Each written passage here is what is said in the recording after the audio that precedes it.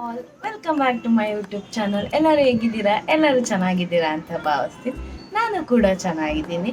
ಈ ಬ್ಲಾಗಲ್ಲಿ ನಾನು ನಿಮ್ಮ ಹತ್ರ ಒಂದು ರೆಸಿಪಿನ ಶೇರ್ ಮಾಡ್ಕೊತೀನಿ. ಅದೇ ಮಟನ್ ಸಾಂಬಾರು, ನಾಟಿ ಮಟನ್ ಸಾಂಬಾರು ನಾಗಮಂಗಲ ಸೈಡಲ್ಲಿ ಹೆಂಗೆ ಮಾಡ್ತಾರೆ ಅಂತ ಆ ರೆಸಿಪಿನ ನಾನು ನಿಮ್ಮ ಹತ್ರ ಶೇರ್ ಮಾಡ್ಕೊತೀನಿ.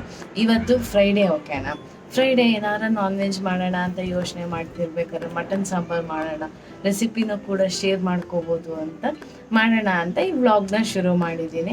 ಫ್ರೈಡೇ, ಓಕೆನಾ? ಫ್ರೈಡೇ ಆಲ್ಮೋಸ್ಟ್ ಇವಾಗ ಟೈಮ್ ಬಂದು ಸಂಜೆ ಆಗ್ತಾ ಬಂತು, ಓಕೆನಾ? ನಮ್ಮಮ್ಮ ಮಾಡ್ತೀನಿ ಅಂದರು ಮಟನ್ ಸಾಂಬಾರನ್ನ.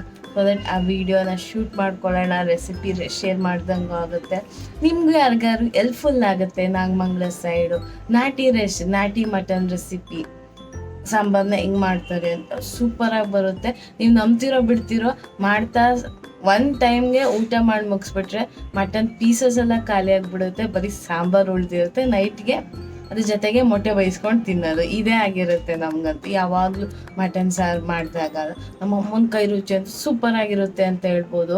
ಸಖತ್ತಾಗಿ ಮಾಡ್ತಾರೆ. ಅದೊಂದೆಲ್ಲ ಪ್ರತಿ ಒಂದು ಡಿಶ್ನೂ ಕೂಡ ಚೆನ್ನಾಗಿ ಮಾಡ್ತಾರೆ. ನಂಗೆ ಲಕ್ ಏನಂದರೆ ನಮ್ಮ ಅತ್ತೆನೂ ಕೂಡ ಅಷ್ಟೇ ಚೆನ್ನಾಗಿ ರುಚಿಯಾಗಿ ಅಡುಗೆ ಮಾಡ್ತಾರೆ. ಸೊ ದಟ್ ಈ ರೆಸಿಪಿನ ನಾನು ನಿಮ್ಮ ಹತ್ರ ಶೇರ್ ಮಾಡ್ಕೋತೀನಿ. ನೋಡಿ ಶೇರ್ ಮಾಡ್ಕೋತೀನಿ. ನೋಡಿ, ಕಂಪ್ಲೀಟ್ ವಿಡಿಯೋನ ನೋಡಿ, ಎಲ್ಲ ಸ್ಕಿಪ್ ಮಾಡಬೇಡಿ. ವಿಡಿಯೋ ಇಷ್ಟ ಆದರೆ ಒಂದು ಲೈಕ್ ಮಾಡಿ. ಯಾರ್ಯಾರಿನ ಸಬ್ಸ್ಕ್ರೈಬ್ ಮಾಡ್ಕೊಳ್ದಿರ ನೋಡ್ತಿದ್ದೀರಾ, ಬೇಗ ಹೋಗಿ ಸಬ್ಸ್ಕ್ರೈಬ್ ಮಾಡಿ ಅಂತ ಕೇಳ್ಕೊತಾ ಬನ್ನಿ ರೆಸಿಪಿ ವಿಡಿಯೋ. ಮಟನ್ ಸಾರು ಮಾಡೋಕ್ಕೆ ಬೇಕಾಗಿರೋ ಇಂಗ್ರೀಡಿಯೆಂಟ್ಸ್ ಏನೇನು ಅಂತ ಹೇಳ್ತೀನಿ. ಕ್ಲಿಪ್ಪಿಂಗ್ ಮಿಸ್ ಆಗೋಗಿದೆ, ವಿಡಿಯೋ ಮಾಡ್ಕೊಂಡಿದ್ದು ಸ್ಟಾರ್ಟಿಂಗ್ ಕ್ಲಿಪ್ಪಿಂಗ್ ಮಿಸ್ ಆಗಿದೆ, ಅದಕ್ಕೆ ಹೇಳ್ತೀನಿ. ಫಸ್ಟು ಒಂದು ಕುಕ್ಕರ್ಗೆ ಎಣ್ಣೆ ಹಾಕ್ಕೊಂಡು ಈ ಮಸಾಲೆ ಮಾಡೋಕ್ಕೆ ಬೇಕಾಗಿರೋ ಇಂಗ್ರೀಡಿಯೆಂಟ್ಸ್: ಒಂದು ಮಿಕ್ಸಿಗೆ ಚಕ್ಕೆ, ಲವಂಗ, ಶುಂಠಿ, ಬೆಳ್ಳುಳ್ಳಿ, ಕೊತ್ತಂಬರಿ, ಪುದೀನ ಸೊಪ್ಪನ್ನ ಹಾಕ್ಕೊಂಡು, ಹಾಗೆ ಒಂದು ಈರುಳ್ಳಿ, ಹಾಗೆ ಒಂದು ಟೊಮ್ಯಾಟೊನ ಹಾಕ್ಕೊಂಡು ರುಬ್ಕೋಬೇಕು. ಒಬ್ಬೊಬ್ರು ಏನು ಮಾಡ್ತಾರೆ ಅಂದರೆ ಫ್ರೈ ಮಾಡಿ ರುಬ್ಕೋತಾರೆ, ಒಬ್ಬೊಬ್ಬರು ಹಂಗೆ ರುಬ್ಕೋತಾರೆ. ಅಮ್ಮ ಏನು ಮಾಡ್ತಾರೆ ಅಂದರೆ ಮಿಕ್ಸಿಗೆ ಎಲ್ಲ ಹಂಗೆ ಫ್ರೆಶ್ ಐಟಮ್ಸ್ನೇ ಹಾಕ್ತಾರೆ. ಏನು ಅಮ್ಮ ಮಸಾಲೆನ ಫ್ರೈ ಮಾಡ್ಕೊಳ್ಳಲ್ಲ. ಏನೇನು ಚಕ್ಕೆ, ಲವಂಗ, ಶುಂಠಿ, ಬೆಳ್ಳುಳ್ಳಿ, ಕೊತ್ತಂಬರಿ, ಪುದೀನ, ಹಾಗೆ ಒಂದು ಈರುಳ್ಳಿ, ಒಂದು ಬೆಳ್ಳುಳ್ಳಿನ ಹಾಕ್ಕೊಂಡು ರುಬ್ಕೊಂಡಿದ್ದಾರೆ. ಆ ಮಸಾಲೆನ ಆ್ಯಡ್ ಮಾಡ್ಕೊಂಡಿದ್ದಾರೆ. ಮಸಾಲೆ ಚೆನ್ನಾಗಿ ಫ್ರೈ ಆಗಬೇಕು, ಹಸಿ ವಾಸನೆ ಹೋಗಬೇಕು. ಆಮೇಲಿಂದ ಮಟನ್ ತೊಗೊಂಡು ಬಂದಾದಮೇಲೆ ಸ್ವಲ್ಪ ಉಪ್ಪು ಅರಿಶಿನ ಹಾಕಿ ಚೆನ್ನಾಗಿ ತೊಳ್ಕೊಂಡಿದ್ದಾರೆ. ಚೆನ್ನಾಗಿ ತೊಳ್ಕೊಬೇಕು, ಏನಾರ ಗಲೀಜಿದ್ರೆ ಗಲೀಜು ಹೋಗುತ್ತೆ ಅಂತ. ಆಮೇಲಿಂದ ಸ್ವಲ್ಪ ಉಪ್ಪು ಅರಿಶಿನ ಹಾಕಿ ತೊಳ್ಕೊಂಡು ಮಟನ್ನ ಸ್ವಲ್ಪ ಹೊತ್ತು ನೀರಲ್ಲಿ ಉಪ್ಪಲ್ಲೇ ನೆನೆಸ್ಬಿಟ್ಟಿರ್ತಾರೆ. ಆಮೇಲಿಂದ ತೊಳೆದಿರೋ ಅಂಥ ಮಟನ್ನ ಹಾಕೋತಾರೆ. ಫ್ರೆಶ್ ಆಗಿರೋ ಅಂಥ ಮಟನ್. ಅಪ್ಪ ಹೇಳ್ತಾಯಿದ್ರು, ಬೆಳಗ್ಗೆ ಹೋದೆ ಅವ್ವ ನಾನು, ಅವಾಗ ತಾನೇ ಮರಿನ ಕಡ್ದಿದ್ರು, ಫ್ರೆಶ್ ಆಗಿರೋದು ತೊಗೊಬಂದಿದ್ದೆ ಅಂತಿದ್ರು ಅಪ್ಪ. ಅದನ್ನೇ ಫ್ರೆಶ್ ಆಗಿರೋ ಅಂಥ ತೊಳೆದಿರೋ ಅಂಥ ಮಟನ್ನ ಹಾಕ್ಕೊಂಡ್ವಿ. ಮಟನ್ನು ಚೆನ್ನಾಗಿ ಆ ಮಸಾಲೆನ ಹಿಡಿಬೇಕು ಅಂತಾರೆ. ಚೆನ್ನಾಗಿ ಫ್ರೈ ಆಗಬೇಕು, ಆ ಮಸಾಲೆನ ಹಿಡಿಬೇಕು, ಮತ್ತು ಮಟನ್ನು ಸಹ ಚೆನ್ನಾಗಿ ಬೇಯಬೇಕು. ಅದಕ್ಕೆ ನಾವು ಈ ಮಸಾಲೆ ಜೊತೆಗೆ ಮಟನ್ ಹಾಕಿ ಒಂದು 5 to 10 minutes ಚೆನ್ನಾಗಿ ಮಸಾಲೆ ಹಿಡೀಲಿ ಅಂತ ಬೈಸ್ಕೊತೀವಿ. ಚೆನ್ನಾಗಿ ಯಾಕೆ ಅಂದರೆ ಮಟನ್ನು ಚೆನ್ನಾಗಿ ಬೇಯಬೇಕು. ಎಳೆ ಮಾಂಸ ಆಗಿದ್ದರೆ ಬೇಗ ಬೆಂದೋಗ್ಬಿಡುತ್ತೆ. ಸ್ವಲ್ಪ ಬಲ್ತಿದೆ ಅಂದರೆ ಸ್ವಲ್ಪ ಲೇಟಾಗೆ ಬೇಯುತ್ತೆ ಅಂತಾರೆ. ಅಪ್ಪ ತಂದಿದ್ದು ಎಳೆ ಮಾಂಸ, ಆದರೂ ಚೆನ್ನಾಗಿ ಬೇಯಿಸಬೇಕು. ಎಳೆ ಮಾಂಸ ತಂದಿರೋನು ಸಹ ಮಸಾಲೆನ ಹಿಡಿಬೇಕು. ಆ ಮಸಾಲೆನ ಹಿಡಿಬೇಕು, ಅದು ಫ್ಲೇವರು ನಮಗೆ ಗೊತ್ತಾಗುತ್ತೆ, ಓಕೆನಾ? ಮಸಾಲೆ ಹಸಿ ವಾಸನೆ ಹೋಗುತ್ತೆ. ಹಾಗೆ ಮಟನ್ನು ಚೆನ್ನಾಗಿ ಬೇಯುತ್ತೆ ಕೂಡ. ಮಟನ್ ಚೆನ್ನಾಗಿ ಬೆಂದಿದೆಯಾ ಅಂತ ನೋಡ್ಕೊಂಡು ರುಚಿಗೆ ತಕ್ಕಷ್ಟು ಉಪ್ಪು. ಅಮ್ಮ ಯಾವಾಗಲೂ ಸಾಂಬಾರು ಮಾಡ್ತಾ ಕಲ್ಲುಪ್ಪು ಬಳಸ್ತಾರೆ. ನನಗೂ ಸಹ ಹೇಳ್ತಾರೆ, ಏನಾದ್ರು ಸಾಂಬಾರು ಮಾಡ್ತೀಯ ಅಂದರೆ ಕಲ್ಲುಪ್ಪು ಬಳಸು, ಚೆನ್ನಾಗಿರುತ್ತೆ. ಉಪ್ಪು ನಿನಗೆ ಎಷ್ಟು ಹಾಕ್ತೀಯೋ ಅಷ್ಟು ಇರುತ್ತೆ ಅಂತ. ಕಲ್ಲುಪ್ಪು ರುಚಿಗೆ ತಕ್ಕಷ್ಟು ಉಪ್ಪನ್ನ ಹಾಕ್ಕೊಂಡಿದ್ದಾರೆ. ಆಮೇಲಿಂದ ಅಮ್ಮ ಏನು ಮಾಡಿದ್ದಾರೆ ಗೊತ್ತಾ, ಉಪ್ಪನ್ನ ಹಾಕಿ ಒಂದು 5 ನಿಮಿಷ ಅದನ್ನು ಉಪ್ಪೆಲ್ಲ ಇಡಲಿ ಅಂತ ಬಿಟ್ಟು ಒಂದು 5 ನಿಮಿಷ ಮಟನ್ನ ಬೇಯಕ್ಕೆ ಬಿಟ್ಟಾದ್ಮೇಲೆ ಮನೇಲಿ ಮಾಡಿರೋ ಅಂಥ ಖಾರ ಪುಡಿನ ಏನು ಮಾಡ್ತಾರೆ, ಇವಾಗ ಮಿಕ್ಸಿಲಿ ರುಬ್ಕೊಂಡಿರೋ ಅಂಥ ಮಸಾಲೆನೂ ಇರುತ್ತೆ, ಸ್ವಲ್ಪ ಎಲ್ಲ ಹಾಕೊಂಡಾದ್ಮೇಲೆ ಒಂದು ಸ್ವಲ್ಪ ಮಸಾಲೆ ಮಿಕ್ಕಿರುತ್ತಲ್ಲ, ಅದಕ್ಕೆ ಏನು ಮಾಡ್ತಾರೆ, ಮಿಕ್ಸಿಗೆ ಸ್ವಲ್ಪ ನೀರು ಹಾಕ್ಕೊಂಡು ಈ ಕಡೆ ಮಸಾಲೆನೂ ವೇಸ್ಟ್ ಆಗದೆ ಇರೋಂಗೆ ಅದಕ್ಕೆ 2 ಸ್ಪೂನಾಗಿ ಖಾರ ಪುಡಿ, ಮನೇಲಿ ಮಾಡಿರೋ ಅಂಥ ಖಾರ ಪುಡಿನ ಮಿಕ್ಸ್ ಮಾಡಿ ಆ ಖಾರ ಪುಡಿನ ಮಟನ್ ಬೇಯ್ತಿದೆಯಲ್ಲ ಅದಕ್ಕೆ ಉಯ್ತಾರೆ. ಆವಾಗ ಉಯ್ದಾದ್ಮೇಲೆ ಕುದಿ ಬರೋ ಗಂಟನೂ ಕಾಯ್ತಾರೆ, ಓಕೆನಾ? ಖಾರ ಪುಡಿ ನೀರು ಆಯಿತು. ಜೊತೆಗೆ ಖಾರ ಪುಡಿ ಮಿಕ್ಸ್ ಮಾಡಿ ಆ ನೀರು ಹಾಕಿದ್ದಾಯಿತು. ಈ ಕಡೆ ಮಿಕ್ಸಿಲಿರುವಂಥ ಮಸಾಲೆ, ಎಕ್ಸ್ಟ್ರಾ ಮಸಾಲೆ ವೇಸ್ಟು ಆಗಲಿಲ್ಲ, ಅದು ಆ್ಯಡ್ ಆಯಿತು. ಸೊ ದಟ್ ಚೆನ್ನಾಗಿ ಆ ನೀರು ಮಿಕ್ಸ್ ಆದಮೇಲೆ ಚೆನ್ನಾಗಿ ಕುದಿ ಬರಬೇಕು. ಕುದಿ ಬರೋ ಗಂಟನೂ ಕಾಯ್ತಾರೆ, ಚೆನ್ನಾಗಿ ಕುದಿ ಬರಬೇಕು.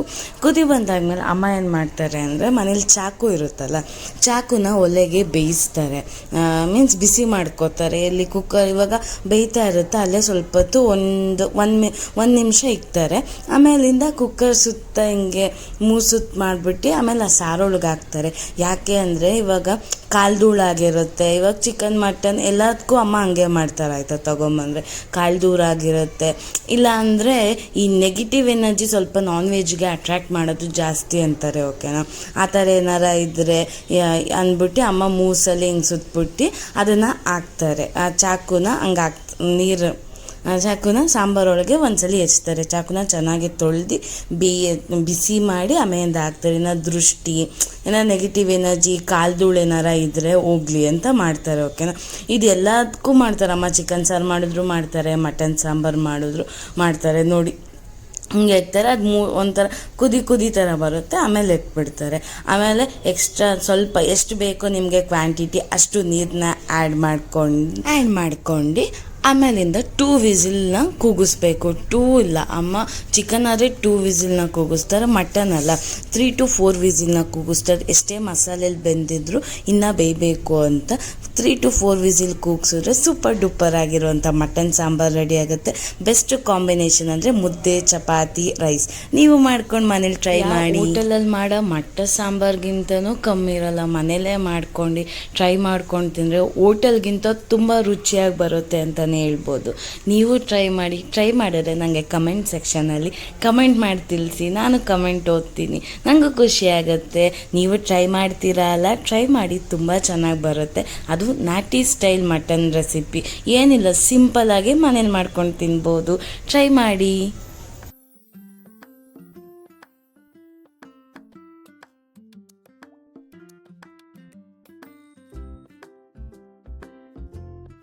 ನಾನಿವಾಗ ನಿಮ್ಮ ಹತ್ರ ಒಂದು ವಿಷಯನ ಶೇರ್ ಮಾಡ್ಕೊಳ್ಳೋಣ ಅಂತ ಇದ್ದೀನಿ, ಓಕೆನಾ.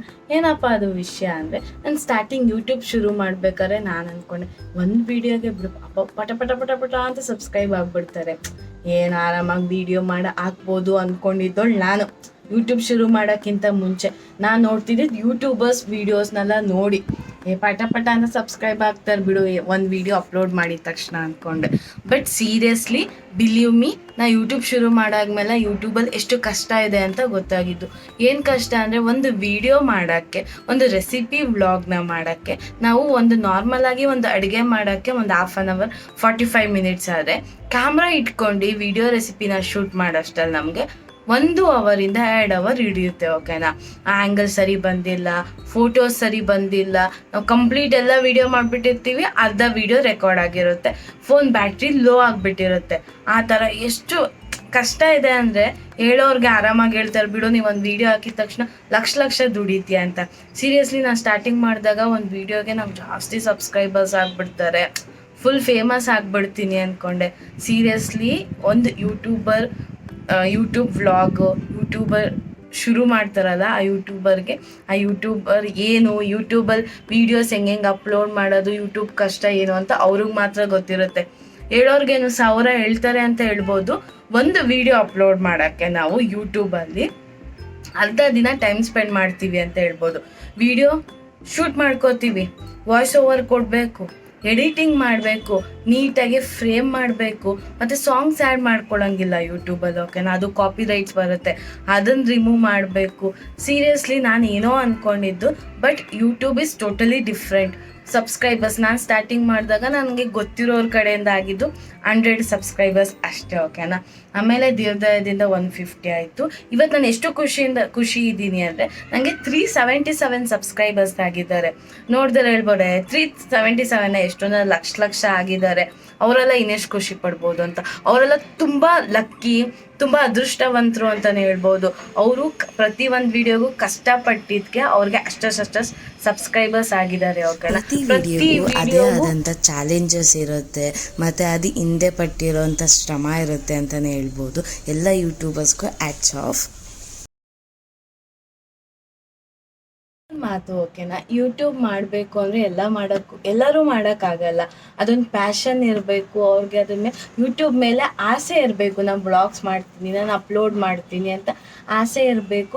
ಮತ್ತು ತಕ್ಷಣ ನೀವು ಯೂಟ್ಯೂಬ್ ಓಪನ್ ಮಾಡಿದ ತಕ್ಷಣ 1,00,000 ಜನ ಸಬ್ಸ್ಕ್ರೈಬ್ ಆಗಿಬಿಡ್ತಾರೆ, ವ್ಯೂಸ್ ಹೋಗ್ಬಿಡುತ್ತೆ, ಅವೆಲ್ಲ ಇಟ್ಕೊಂಡು ಮಾಡಿದ್ರೆ ನಿಜ ಆಗಲ್ಲ ಓಕೆನಾ. ಕಾಯಬೇಕು, ತಾಳ್ಮೆಯಿಂದ ಕಾಯಬೇಕು. ಪ್ರತಿಯೊಂದು ವೀಡಿಯೋಸು ಪ್ರತಿದಿನ ಕನ್ಸಿಸ್ಟೆನ್ಸಿ ಇರಬೇಕು. ಪ್ರತಿದಿನ ಅಟ್ಲೀಸ್ಟ್ ಒಂದು ವೀಡಿಯೋ ಹೋಗಬೇಕು, ಒಂದು ರೀಲ್ಸ್ ಹಾಕಬೇಕು, ಇಲ್ಲ ಒಂದು ಶಾರ್ಟ್ಸಲ್ಲಾದರೂ ಹಾಕಬೇಕು. ಬಿಕಾಸ್ ಜನರಿಗೆ ಗೊತ್ತಾಗಬೇಕಲ್ಲ. ಒಬ್ರು ಇವಾಗ ಎಕ್ಸಾಂಪಲ್ ನಾನು ಯೂಟ್ಯೂಬ್ ಮಾಡ್ತಿದ್ದೀನಿ ಅಂತ ಜನರಿಗೆ ಗೊತ್ತಾಗಬೇಕು ಅಂದರೆ ನಾನು ತಾಳ್ಮೆಯಿಂದ ಕಾಯಬೇಕು. ಪ್ರತಿದಿನ ಒಂದೊಂದು ವೀಡಿಯೋ ಹಾಕಬೇಕು, ಕನ್ಸಿಸ್ಟೆನ್ಸಿ ಇರಬೇಕು. ನನ್ನ ವೀಡಿಯೋದಲ್ಲಿ ಏನಾರ ಒಂದು ರೆಸಿಪಿ ವ್ಲಾಗ್ಸ್ ಇರಬೇಕು, ಇನ್ಫಾರ್ಮೇಟಿವ್ ವೀಡಿಯೋ ಇರಬೇಕು. ಆವಾಗಲೇ ಜನರಿಗೆ ಹೋಗಿ ತಲುಪೋದು ಓಕೆನಾ. ಇದೆಲ್ಲ ನನ್ನ ಪರ್ಸ್ನಲ್ ಎಕ್ಸ್ಪೀರಿಯನ್ಸ್ ಮೇಲೆ ನಾನು ನಿಮ್ಮ ಹತ್ರ ಶೇರ್ ಲಾಸ್ಟಲ್ಲಿ ಮಾಡ್ಕೊತಾ ಇದ್ದೀನಿ. ಕನ್ಕ್ಲೂಷನ್ ವ್ಲಾಗ್ನ ಮಾಡಿದ್ದೀನಿ, ವಾಯ್ಸೇ ರೆಕಾರ್ಡ್ ಆಗಿಲ್ಲ, ಸೊ ದಟ್ ವಾಯ್ಸ್ ಓವರ್ ಕೊಡ್ತಾ ಇದ್ದೀನಿ. ಈ ವಿಡಿಯೋ ನಿಮಗೆ ಇಷ್ಟ ಆಗಿದ್ರೆ ಈ ವಿಡಿಯೋದಲ್ಲಿ ನಾನು ನನ್ನ ಪರ್ಸ್ನಲ್ ಎಕ್ಸ್ಪೀರಿಯನ್ಸ್ನ ಶೇರ್ ಮಾಡಿದ್ದೀನಿ ಅಬೌಟ್ ಯೂಟ್ಯೂಬ್. ಎಲ್ಲ YouTubers once again ads of passion ಇದ್ದರೆ ಎಷ್ಟೇ ಕಷ್ಟ ಆಗಿದ್ರೂ ಮಾಡ್ಬೋದು. ನೆಕ್ಸ್ಟ್ ವಿಡಿಯೋದಲ್ಲಿ ಸಿಗ್ತೀನಿ. ಅಂಟಿಲ್ ಟೇಕ್ ಕೇರ್, ಬಾಯ್.